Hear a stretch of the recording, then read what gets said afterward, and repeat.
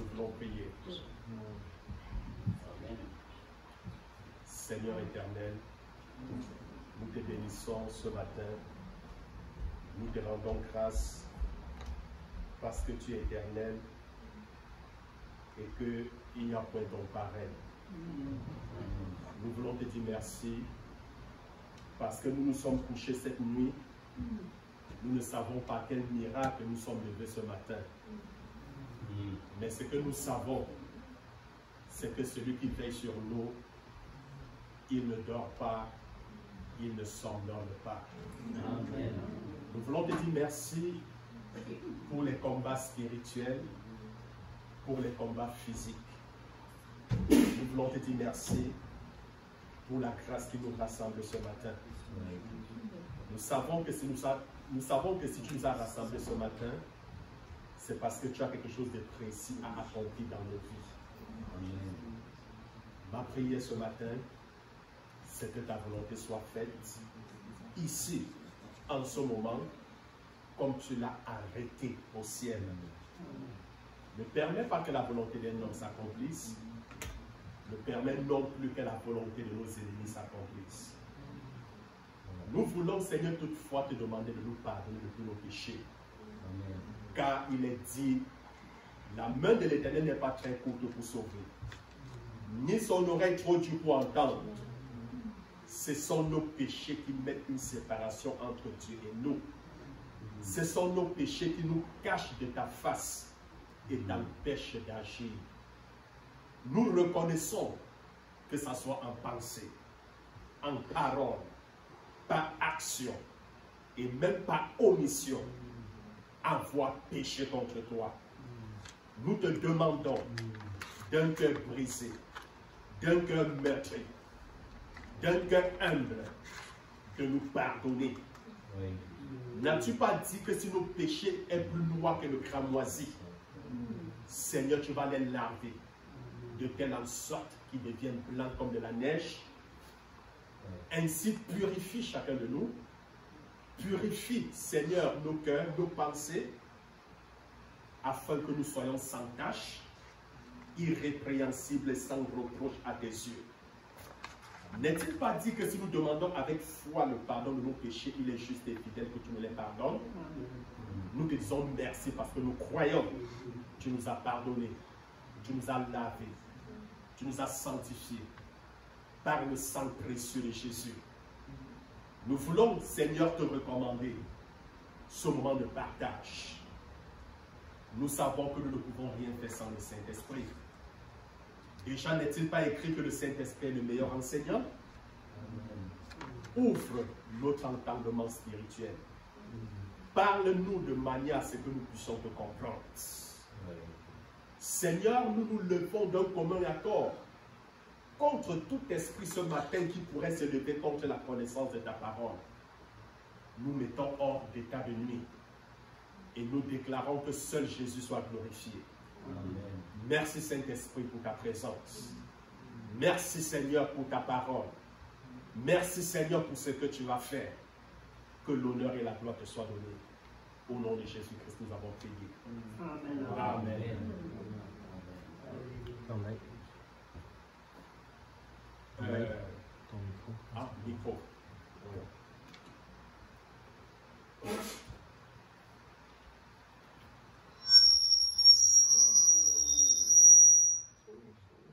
Ça va? Oh, ok. Parfait. À 4 heures, quand je me suis levé ce matin, quand je priais, j'adorais le Seigneur. Le Seigneur m'a parlé. L'Esprit de Dieu m'a transporté quand j'étais en pleine adoration. Je me suis retrouvé d'abord quelque part. C'était dans un champ. Et j'étais en train de travailler le sol, cultiver. Vous savez, quand vous voulez mettre un grain de maïs, ou alors quand vous voulez mettre une plante, vous désherbez et puis vous cultivez. Chez nous, habituellement, ça se fait à l'ancienne. Il y a des gens qui le font à l'ancienne manière, c'est-à-dire il y a encore une roue et puis vous cultivez, vous faites des sillons. Une fois les sillons faits, vous pouvez s'aimer. Alors, je me retrouve en train de cultiver, en train de travailler. Je vois tout un champ. Et j'entends une parole qui me dit, ce champ, c'est l'Église.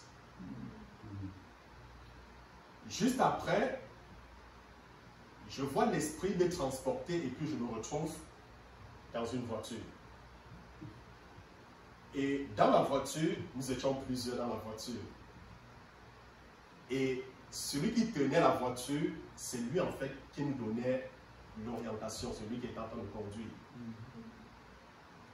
Et j'entends encore une voix qui me dit, l'église, la voiture, c'est l'église. Et celui justement qui tient les commandes, c'est le Seigneur Jésus. Amen. Et pendant que nous sommes en train de conduire, alors l'esprit me dirige, l'esprit nous conduit quelque part, et puis je me rends compte qu'il y a des fruits partout.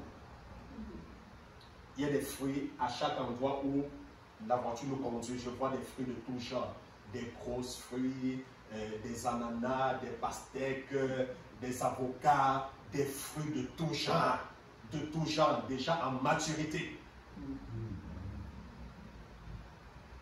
Et puis j'entends la voix qui me dit, qu'est-ce qu'on fait des fruits? Je dis, on les ramasse. Je dis, on les ramasse. Et puis la voix me dit, est-ce que tu as de quoi ramasser? Est-ce qu'il y a de l'argent pour acheter? Et puis subitement, comme un miracle, je me rends compte qu'il y a de l'argent dans mes mains. Il y a de l'argent dans mes mains.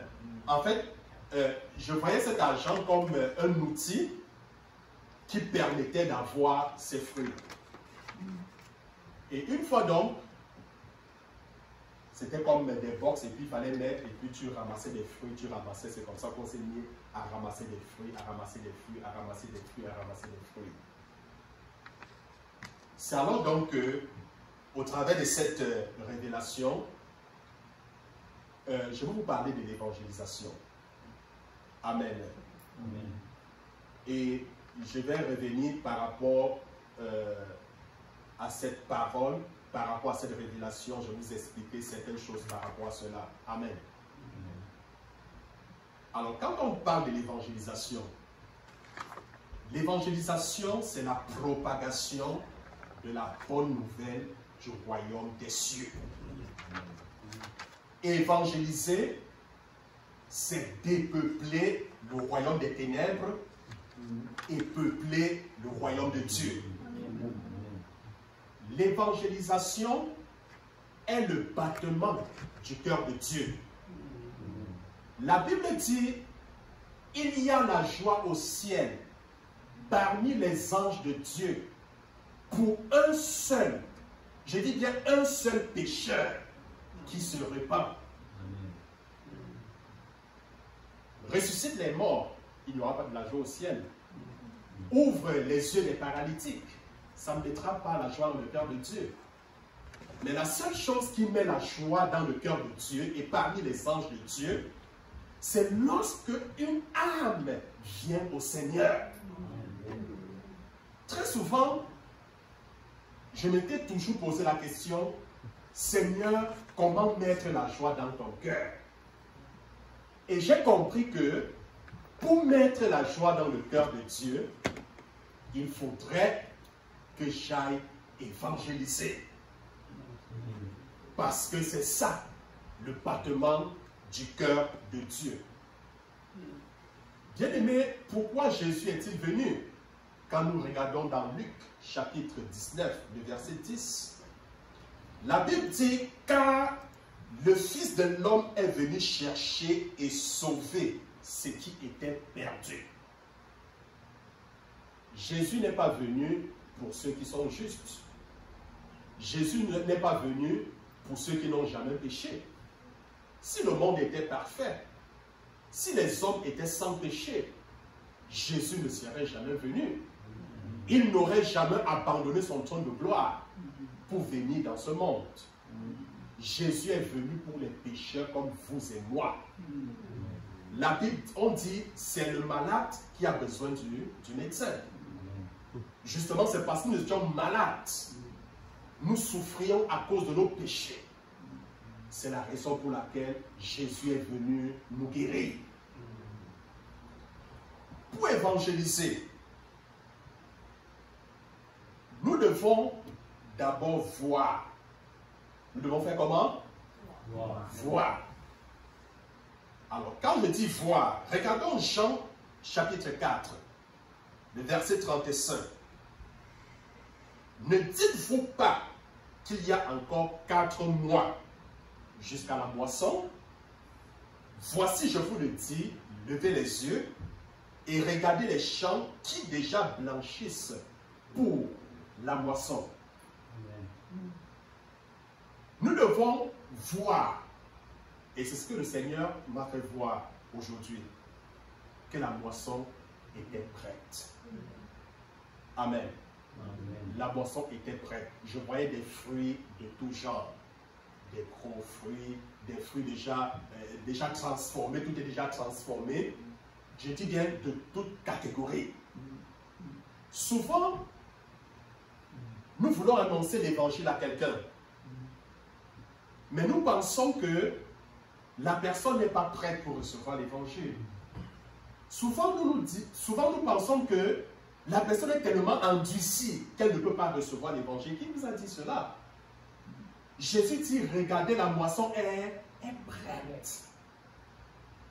Même si la personne semble tellement difficile, la Bible dit, la parole de Dieu est comme un marteau qui brise le roc le plus difficile. Regardez, la moisson est déjà prête. Nous devons donc avoir cette vision qu'il y a des gens tout autour de nous qui périssent, qui vont en enfer parce qu'on ne leur a pas annoncé la bonne nouvelle. Comment les gens peuvent croire s'il n'y a personne pour leur annoncer l'évangile? Ça prend quelqu'un, ça prend des personnes pour leur annoncer l'évangile. Pourquoi après que le Seigneur nous a sauvés, il nous a laissés? Le jour que tu as cru que tu es sauvé, tu aurais pu aller au ciel. À l'immédiat, le Seigneur aurait pu te laisser. Mais sache que tu as une mission. Le Seigneur voudrait que tu puisses également sauver les autres personnes, évangéliser. Jésus, nous connaissons que Jésus est parti. Il a dit qu'il reviendra. Nul ne connaît ni le jour ni l'heure. Mais il a dit qu'il reviendra. Alors l'évangélisation, et Jésus dit quoi? Jésus dit que lorsque la bonne nouvelle sera prêchée partout, dans tout le monde entier pour servir de témoignage, alors viendra la fin. Ceci veut tout simplement dire que la fin du monde tarde à venir.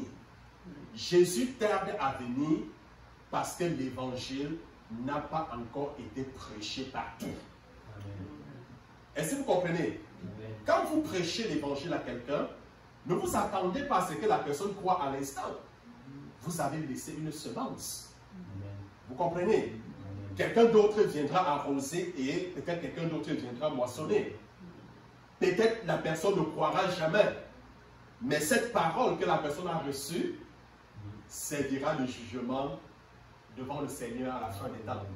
Parce que la personne ne dira pas, Seigneur, je n'avais jamais entendu parler de toi. Le Seigneur va montrer le diacre Christian en train de t'évangéliser. Il dit, regarde, j'avais envoyé mon serviteur, il est venu te parler. Comment tu que tu n'as pas entendu? Mais pourtant tu as entendu. Donc, bien aimé, la moisson est prête. Vous devez avoir une révélation pour évangéliser. Proverbe, chapitre 29, le verset 18. Quand il n'y a pas de révélation, le peuple est sans frein. Heureux s'il observe la loi. S'il n'y a pas de révélation, le peuple est sans frein. Vous avez déjà vu une voiture sans frein? Ou alors, avez-vous déjà vu un bateau sans gouvernail? Une voiture sans frein, c'est une bombe à retardement. Hein? C'est-à-dire, elle n'a pas de direction. Elle va dans tous les sens. Et elle va forcément aller buter quelque part. Et là où elle va aller buter, ça sera la catastrophe. Donc, nous devons avoir la révélation sur le travail. Amen. Amen. La révélation sur quoi? Sur le travail. Comment est-ce que le travail doit être fait?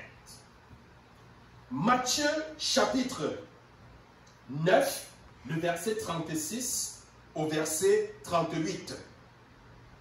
Voyant la foule, il fut ému de compassion pour elle, mais parce qu'elle était languissante et abattue, comme des brebis qui n'ont point de berger, alors il dit à ses disciples, la moisson est grande, mais il y a peu d'ouvriers.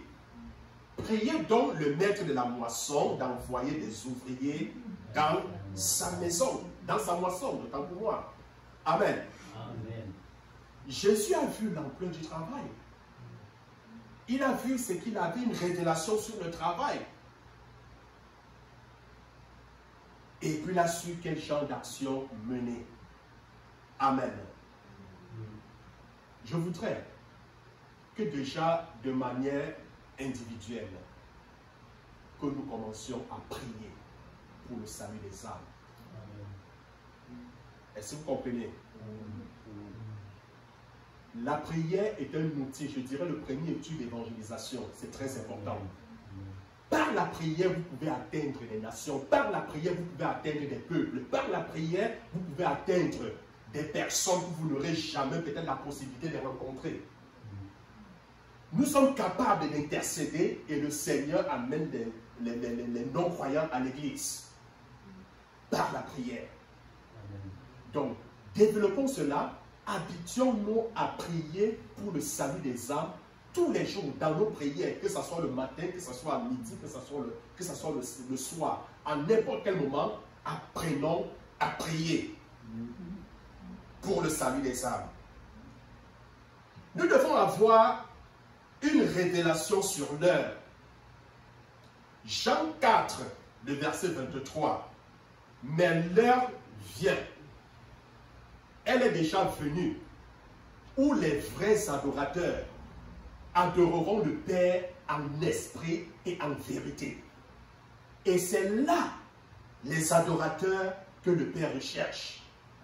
La Bible dit, l'heure est venue, l'heure est déjà là, où le Seigneur recherche ceux-là qui vont l'adorer en esprit et en vérité. L'heure est venue où il faut gagner les âmes. Parce que la moisson est prête. C'est l'heure d'aller prêcher à ton voisin. Ton voisin, ça fait peut-être 30 ans, 20 ans, hein, tu n'as jamais annoncé l'évangile. C'est l'heure d'aller partager l'évangile avec cette personne. C'est l'heure de te lever. Amen. Luc, chapitre 17, verset 26 au verset 30. La Bible dit, ce qui arriva du temps de Noé arrivera de même au jour du Fils de l'homme. Les hommes mangeaient, buvaient, se mariaient et mariaient leurs enfants jusqu'au jour où Noé entra dans l'arche. Le déluge vint et les fit tous périr. Ce qui arriva du temps de Lot arrivera pareillement. Les hommes mangeaient, buvaient, achetaient, vendaient, plantaient, bâtissaient. Mais le jour où Lot sortit de Sodome, une pluie de feu et de soufre tomba du ciel et les fit tous périr. Il en sera de même le jour où le Fils de l'homme paraîtra. Nous devons avoir la révélation de la fin. Nous sommes en train de vivre la fin des temps. Et la Bible nous interpelle en nous faisant comprendre qu'au temps de Lot, c'était pareil qu'en ce temps. Les gens ne croyaient pas à la prophétie. Les gens ne croyaient pas que Dieu allait détruire le monde par le déluge. Les hommes se mariaient, ils mariaient des enfants, les gens bâtissaient, ils faisaient des choses. La vie était tout à fait normale jusqu'au jour où Dieu a ouvert les écluses des cieux. et que le déluge a inondé toute la terre. C'était pareil au temps de Lot. Et Dieu nous avertit encore en ce temps que la même chose va se passer. C'est-à-dire, tout est normal, on croit que tout est normal, et puis justement, on va continuer à vivre comme si rien n'était. Et c'est comme ça que le Fils de l'homme nous surprendra. Il nous surprendra. Ayons la pensée que la fin est proche. La fin est proche. Et nous vivons aujourd'hui, si nous regardons les signes, nous allons nous rendre compte que tous les signes décrits aujourd'hui sont les signes de la fin des temps tels qu'indiqués par la Bible. Amen. Donc, Jésus reviendra bientôt, mais personne ne connaît ni le jour ni l'heure. Si quelqu'un te dit que Jésus reviendra demain, dis-lui que ça c'est le mensonge. Parce qu'à Jésus même, quand les disciples lui ont demandé, est-ce que c'est en ce moment, en cette époque, en cette saison que tu reviendras, il a dit, ce n'est pas à vous de décider le jour que le Père a fixé pour sa propre autorité. Il a dit, nul ne connaît le jour ni l'heure. Quand le bandit, quand le voleur vient chez toi, il ne t'avise pas. C'est de la même manière que Jésus viendra. Il ne nous avisera pas. Soyons prêts et ayons la compassion pour ceux qui périssent. Nous devons avoir la révélation sur l'enfer et la condition du pécheur. L'enfer existe. L'enfer est aussi réel que votre existence sur terre. Certains gens ont tendance à croire que l'enfer n'est que quelque chose d'imaginaire, une fiction. Et puis j'ai l'habitude de dire, vous voyez comment est-ce que vous êtes réel, l'enfer est aussi réel que vous sur terre. Il y a une histoire très claire dans Luc, dans Luc 16, l'histoire de Lazare et du riche, du pauvre Lazare et du riche. Le riche est mort, il s'est retrouvé en enfer. Parce qu'il ne mettait pas en pratique la parole de Dieu, parce qu'il n'a pas cru au Seigneur Jésus. Et Lazare, parce qu'il croyait, il s'est retrouvé au paradis. L'enfer est réel, est réel. Et si, en tant qu'enfant de Dieu, vous avez la révélation de l'enfer, alors cela doit être une raison de plus pour vous pousser, pour vous motiver à évangéliser. Vous devez avoir de la compassion pour évangéliser. Vous devez avoir la compassion. Matthieu, chapitre 9, le verset 36. Voyant la foule, il fut ému de compassion pour elle, parce qu'elle était languissante et abattue, comme des brebis qui n'ont point de berger. La compassion n'est pas la sympathie. La sympathie dit, je suis désolé. Et s'en va. C'est ça quelqu'un qui écoute de la sympathie. Je suis désolé et s'en va. La compassion, elle s'émeut et fait quelque chose. La compassion pose une action vis-à-vis d'une situation rencontrée. Ton attitude est mauvaise ou malade quand tu regardes les gens allant en enfer et que tu n'es pas ému. Et il y a des gens tout autour de nous qui vont en enfer tous les jours. Mais nous restons comme indifférents. Ça ne nous dit rien. C'est presque normal. Moi, quand je vois quelqu'un qui est mort et qui n'avait pas reçu le Seigneur, ou alors qui n'avait même pas écouté parler du Seigneur, ça me fait mal. Je suis comme coupable. Et puis je me dis, Seigneur, j'aurais pu annoncer l'évangile à cette personne. Même si elle repoussait l'évangile, j'aurais dû annoncer. Pour évangéliser, nous devons aller. Nous devons aller. On ne reste pas dans sa chambre. On ne reste pas dans sa maison. Non, non, non, non, non. On ne reste non plus à l'église. On doit faire comment? On doit aller. Marc chapitre 16, le verset 15. Puis il dit, allez par tout le monde et prêcher la bonne nouvelle à toute la création. Allez. Allez. Ce n'est même pas une suggestion. C'est un ordre. C'est un commandement. Amen.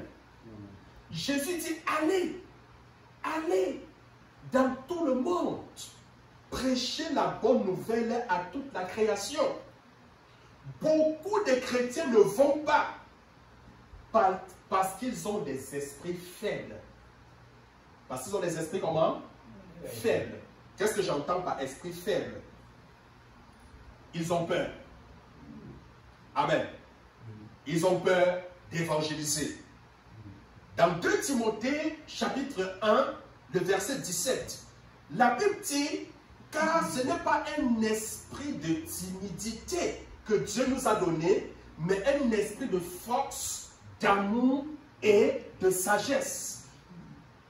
Nous n'avons pas reçu un esprit de timidité, mais nous avons reçu un esprit de force. Un esprit de force.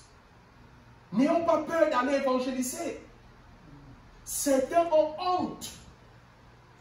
Ils ont honte d'annoncer l'évangile à leurs collègues. Ils ont honte d'annoncer l'évangile à leurs voisins. Ils ont honte d'annoncer l'évangile aux gens autour d'eux. Jésus dit, si vous avez honte de parler de moi aux hommes, à cette génération incrédule, à cette génération pécheresse, moi, Jésus, j'aurais honte de parler de vous au Père. Nous savons tous le ministère actuel de Jésus. Il est à la droite du Père et il intercède pour nous. Il prie pour nous. Donc ça veut dire que si tu as honte de parler de Jésus à ton voisin, Jésus aussi aura honte de parler de ton problème au Père. Aussi clair que ça. Je n'ai point honte de l'évangile de Christ. Car c'est une force, c'est une puissance pour quiconque croit. D'aucuns sont paresseux. Ils ont la paresse d'aller évangéliser. Mais qu'est-ce que le Seigneur pense de la paresse? Proverbe chapitre 6, du verset 6 au verset 9. Va vers la fourmi, paresseux. Considère ses voies et deviens donc sage. Elle n'a ni chef, ni inspecteur, ni maître. Elle prépare en été sa nourriture. Elle amasse pendant la moisson de quoi manger. Paresseux, jusqu'à quand seras-tu couché? Quand te lèveras-tu de ton sommeil? Le Seigneur, pour nous enseigner la sagesse, nous demande de considérer la voie de la fourmi. Amen. Jusqu'à quand seras-tu couché? Le Seigneur te pose sa question. La Bible dit, l'œil de l'Éternel parcourt la terre et il cherche quelqu'un qui se tiendra à la brèche. Quelqu'un qui va se tenir pour sa famille. Quelqu'un qui va se tenir pour son quartier, quelqu'un qui va se tenir pour son voisin, qui va prier pour son voisin, qui va prier pour son entourage, qui va prier pour sa famille, qui va prier pour son quartier. Le Seigneur cherche quelqu'un. Est-ce que tu es cette personne? Il dit, jusqu'à quand seras-tu couché? Sache donc que pendant que tu dors, il y a des gens qui périssent. Il y a des gens qui meurent sans avoir rencontré le Seigneur. Il y a des gens qui vont en enfer. Oh, si tu étais allé vers ces personnes, peut-être ces personnes seront peut-être sauvées. Parce que tu as manqué ton devoir. Jusqu'à quand? À cause de ta paresse, à cause de ton sommeil, plusieurs vont en enfer. Plusieurs périssent. C'est notre devoir. Quand je vous parlais la dernière fois du roi et du royaume, en tant que fils du royaume, nous avons des devoirs. Tu es dans une famille. Moi, je dis, mes enfants, si tu es mon enfant, tu dois obéir aux règles de la maison. tout ce qu'il y a comme devoir, tu dois le faire. C'est une obligation. C'est une obligation. Nous sommes appelés. Nous sommes appelés à prêcher l'évangile. Gloire à Dieu. Votre esprit doit être dans des bonnes conditions pour aller pour Jésus. C'est-à-dire votre esprit doit être rempli de force. Votre esprit doit être rempli de joie et de puissance. Dans Luc chapitre 10, le verset 19. Voici, je vous ai donné le pouvoir de marcher sur les serpents, sur les scorpions, de marcher sur toute la puissance de l'ennemi et rien ne pourra vous nuire. Amen. Il dit, je vous ai donné le pouvoir. Comment veux-tu que la grâce de Dieu soit manifestée au travers de ta vie si tu ne pars pas évangéliser? Comment veux-tu savoir si tu as un don de guérison si tu ne pars pas évangéliser et prier pour les malades? Comment? C'est en allant évangéliser justement que ces miracles, que ces signes nous accompagnent. La Bible dit le monde attend avec un ardent désir la manifestation des enfants de Dieu, la manifestation des fils de Dieu. Manifeste-toi. Amen. Amen. Dis à quelqu'un, manifeste-toi. Dans ton lieu de service, dans ton quartier, autour de toi, manifeste-toi. Gloire à Dieu. Alors, bien aimé, on reçoit un esprit fort en lisant la Bible. On reçoit un esprit fort en priant en langue. On reçoit un esprit fort en adorant constamment le Seigneur Jésus. Amen. Gloire à Dieu. Pour évangéliser, il ne faut pas seulement aller, mais il faut parler. Amen. Il faut faire comment? Amen. Il faut parler. Marc chapitre 5, verset 18 au verset 19. Comme il montait dans la barque, celui qui avait été démoniaque lui demanda la permission de rester avec lui. Jésus ne lui permit pas, mais il lui dit, va dans ta maison, vers les siens, et raconte-leur tout ce que le Seigneur t'a fait et comment il a eu pitié de toi. Amen. Jésus dit, ce qu'il a fait pour toi, ne garde pas ça pour toi. Va dans ta maison, raconte à toute ta famille qui est Jésus. Partage l'expérience de ton salut. Partage avec tes collègues. Partage avec tes voisins tout autour de toi. Ne t'arrête pas, raconte ce que Jésus a fait. Il faut parler. Parce que si tu ne parles pas, comment est-ce que les gens vont croire? Amen. Ça prend quelqu'un pour les dire que Jésus les aime. Ça prend quelqu'un pour les dire que Jésus est le sauveur de l'humanité. Il faut parler. Gloire à Dieu.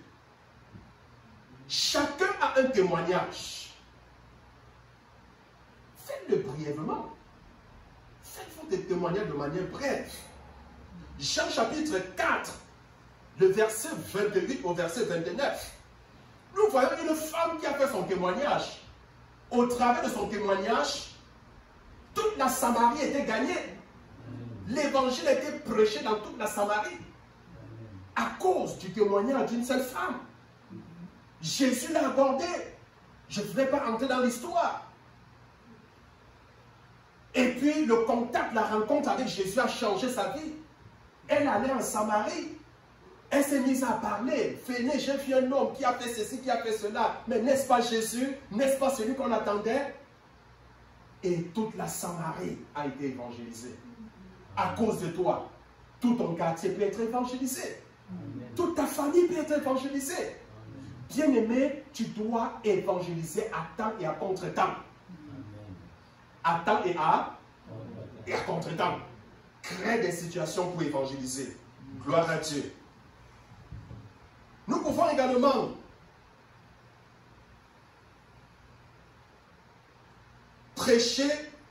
prêcher les bonnes nouvelles, pas des mauvaises nouvelles. Hein? Parce que souvent, les chrétiens sont souvent genre. Hein? La Bible dit aller, hein, et prêcher la bonne nouvelle, pas la mauvaise nouvelle. Pas la mauvaise nouvelle. Allez prêcher quoi? Les bonnes nouvelles. Pas les mauvaises nouvelles. Comme par exemple, vous, sales pécheurs, arrêtez de voler, arrêtez de mentir, arrêtez de faire ceci, sinon vous allez aller en enfer. C'est quel message ça? Vous dites aux gens d'arrêter de voler, sinon vous allez en enfer? Mais non, est-ce que c'est la bonne nouvelle? Non. La bonne nouvelle, c'est que Jésus les aime. La bonne nouvelle, c'est que il y a quelqu'un qui a payé un prix fort pour qu'il soit sauvé, pour qu'il ait la vie éternelle. Annonçons la bonne nouvelle. Gloire à Dieu. Le Saint-Esprit peut vous donner des paroles auxquelles vous n'aviez jamais pensé. Pendant que vous êtes en train d'évangéliser, faites confiance au Saint-Esprit. Est-ce que je me fais comprendre? Oui. Faites confiance au Saint-Esprit. Il vous donnera des paroles justes. Marc chapitre 13, verset 11. Quand on vous amènera pour vous livrer, ne vous inquiétez pas d'avance de ce que vous aurez à dire, mais dites ce qui vous sera donné à l'heure même, car ce n'est pas vous qui parlerez, mais l'Esprit Saint. Apprenons à faire confiance au Saint-Esprit. Et puis quand nous sommes devant des non-croyants, il va nous donner la parole appropriée. Nous allons rapidement voir les outils d'évangélisation pour chuter, pour finir. Les outils d'évangélisation. Vous savez, quand vous travaillez des champs, supposons qu'il y a des pommes, prenons l'exemple des pommes qui ont fleuri et puis des pommes qui sont arrivées à maturité. Ça prend des outils pour la récolte, n'est-ce pas? Hein? Bon, les pommiers, moi je ne sais pas comment ça fonctionne, mais je sais que ça prend des outils. Je pense quand même que ça doit prendre un panier parce qu'il faut mettre dans un panier. Peut-être ça va prendre aussi des gants. Hein? Je ne sais pas, peut-être aussi ça va prendre des échelles si l'arbre est assez haute pour pouvoir grimper. Je sais, là sont les outils. Alors nous avons besoin des outils pour aller évangéliser. Alors le premier outil que je vais vous présenter, c'est l'amour. L'amour est votre plus grand outil pour gagner les âmes. Amen. Le plus grand outil, c'est l'amour. Souvenez-vous de quel esprit vous êtes.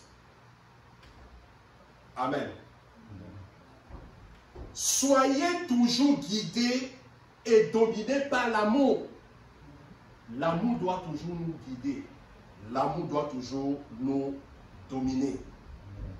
Ne pas discuter, car une réponse douce calme la colère.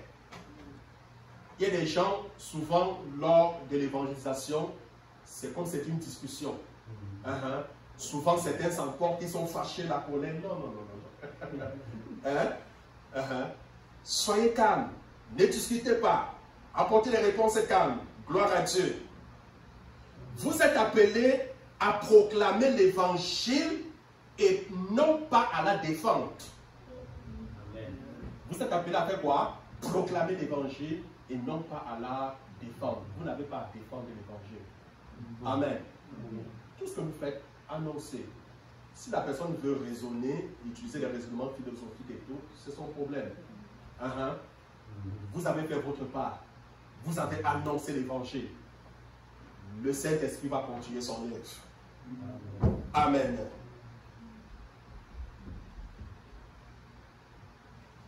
Si vous n'êtes pas guidé par l'amour, vous ne donnerez aucune gloire à Jésus. Donc, dans tout ce que vous faites, c'est l'amour qui va guider.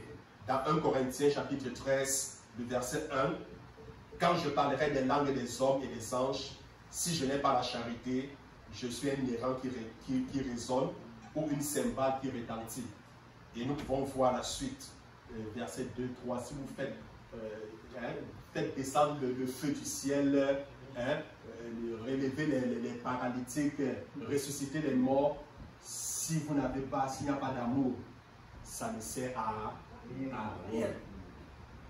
Vous êtes comme un tonneau vide, comme on dit chez nous, un tonneau vide. Vous faites le bruit dans rien. Le bruit dans rien. Deuxième outil, le pouvoir et autorité. Pouvoir, être autorité. Amen. Pouvoir et autorité. Actes chapitre 1, le verset 8. Mais vous recevrez une puissance de Saint-Esprit survenant sur vous, et vous serez mes témoins à Jérusalem, dans toute la Judée, dans la Samarie et jusqu'aux extrémités de la terre. Écoutez donc ce que Jésus dit aux disciples.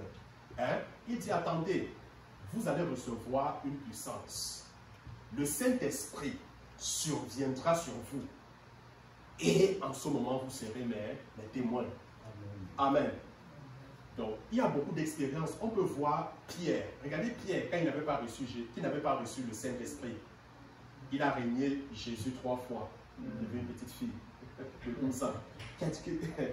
Ça dit la petite fille a persécuté Pierre et Pierre a régné Jésus.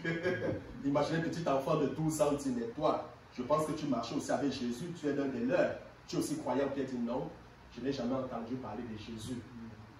Qui est même Jésus? Jésus c'est qui? C'est lui qui vient mentir les gens? Non, je ne connais pas qui est Jésus. Il a régné Jésus. Parce qu'il avait peur de sa vie.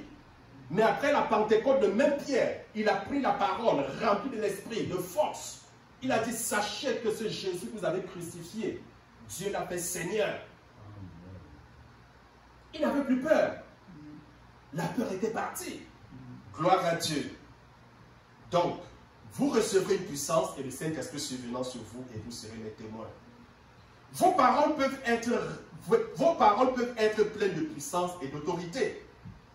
La Bible dit dans Marc 1, le verset 22, qu'ils étaient frappés par sa doctrine, car il enseignait comme ayant autorité et non pas comme des scribes. Vous déclarez la parole de Dieu et la parole de Dieu est une parole autoritaire. C'est une parole remplie de force, de puissance. Est-ce que vous comprenez? Et le Seigneur veille sur sa parole pour l'accomplir. Ne jamais oublier qui est Jésus et ce qu'il peut faire. Dis à quelqu'un, n'oublie jamais qui est Jésus et ce qu'il peut faire. Marc chapitre 16, le verset 20. Le Seigneur, après leur avoir parlé, fut enlevé au ciel et il s'assit à la droite de Dieu. Et ils s'en allaient prêcher partout. Le Seigneur travaillait avec eux et confirmait la parole par les miracles qui l'accomplissaient. Donc, quand le Seigneur s'en est allé, les disciples sont allés prêcher et le Seigneur confirmait sa parole par les miracles. Si tu t'élèves pour aller évangéliser, sois-en sûr que le Seigneur sera avec toi, il va confirmer sa parole. Amen. Amen. Jésus est au-dessus de tout démon, il est au-dessus de toute maladie, il est au-dessus de tous les maux, il est au-dessus de tous les problèmes que nous pouvons rencontrer. La Bible dit dans Jean 3, verset 31, que celui qui vient d'en haut est au-dessus de tout. Celui qui est de la terre est de la terre, et il parle comme étant de la terre. Mais celui qui vient du ciel est au-dessus de tout. Puisque Jésus vient du ciel, il est au-dessus de tout. Chez nous, il y a un adage qui dit, celui qui est en haut, c'est-à-dire pour expliquer le même raisonnement, celui qui est en haut est plus grand. C'est-à-dire, si tu vis à l'étage et celui qui est en bas, mais celui qui est en haut, celui qui est en bas va subir. Parce que si tu as de l'eau, tu verses, mais lui, il va se ramasser avec de l'eau en bas. Comme pour dire que celui qui est en haut est supérieur à celui qui est en bas. Amen. Donc, Jésus est au-dessus de tout. Il est au-dessus de tout. Alors, bien aimé, la Bible nous fait comprendre dans Marc chapitre 16, verset 17 au verset 20, que voici les miracles qui doivent accompagner ceux qui auront cru en son nom. Ils chasseront des démons, ils parleront de nouvelles langues, ils saisiront des serpents. S'ils boivent quelques breuvages mortels, il ne leur fera point de mal. Ils imposeront les mains aux malades et les malades seront guéris. Donc, c'est ça les miracles qui vont accompagner. Ça veut dire quand tu sors Et quand tu parles du Seigneur, c'est tous ces miracles qui t'accompagnent. Alors, le dernier point pour finir, le dernier outil pour gagner les âmes, c'est la sagesse. C'est la sagesse. Proverbe 11, Proverbe chapitre 11, verset 30. La Bible dit, le fruit du juste est un arbre de vie et le sage s'empare des âmes. Le sage gagne les âmes. Amen. Vous devez savoir quand parler et quand vous taire. Amen. Parce qu'il y a des gens sur le champ d'évangélisation, ils ne savent pas quand il faut se taire, quand il faut parler. Amen. Donc c'est très important. Si vous manquez la sagesse, la Bible dit dans Jacques chapitre 1, verset 5. Si quelqu'un d'entre vous manque de la sagesse, qu'il la demande à Dieu, qu'il donne à tout simplement et sans reproche, et elle lui sera donnée. Donc si tu manques de la sagesse, demande-le au Seigneur, et le Seigneur va te l'accorder. Amen. Alors bien aimé, je voudrais que tu baisses ta tête, on va rapidement prier.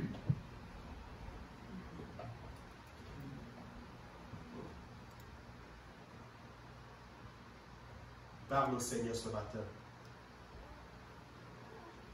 Regarde, bien-aimé, les gens tout autour de toi qui souffrent. Les gens qui périssent tout autour de toi. Commençant par les membres de ta famille. Regarde les membres de ta famille qui périssent. Ils sont nombreux à qui tu n'as jamais annoncé l'évangile, tu n'as jamais parlé du Seigneur.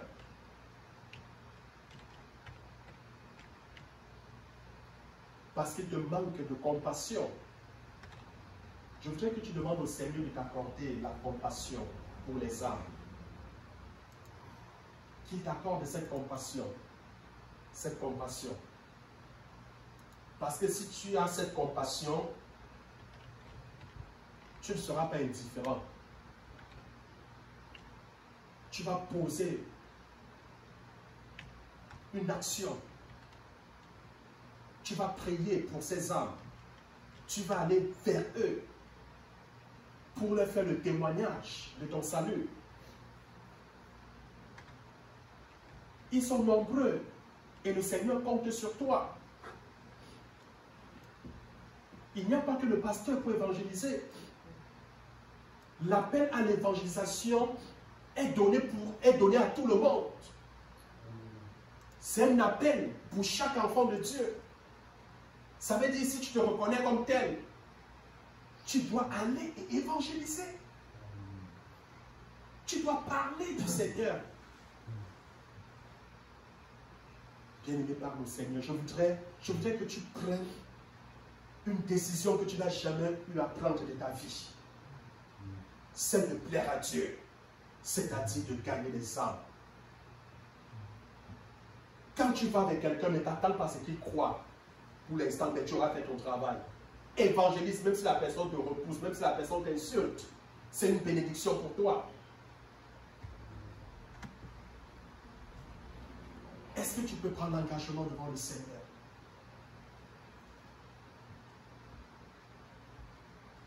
Avec cette compassion que le Seigneur met dans ton cœur, de commencer à témoigner de ce qu'il a fait pour toi. À commencer dans ta famille, dans ton entourage, où que tu ailles, où que tu te trouves. Parle au Seigneur ce matin, bien-aimé.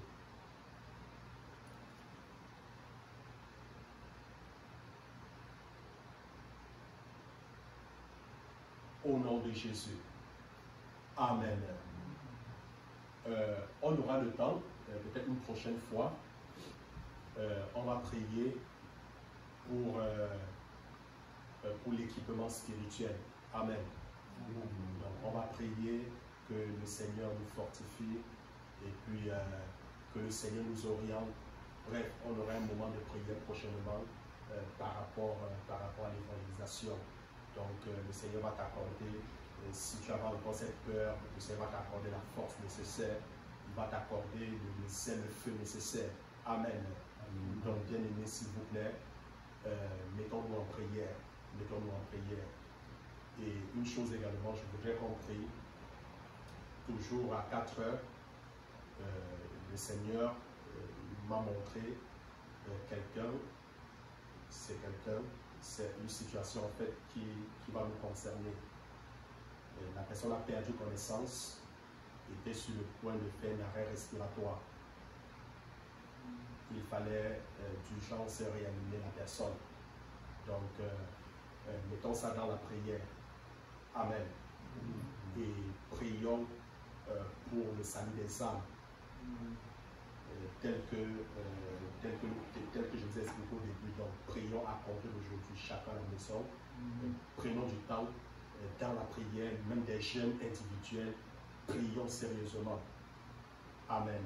Amen. Et par la suite, le Seigneur va nous guider. Que le Seigneur vous bénisse. Amen.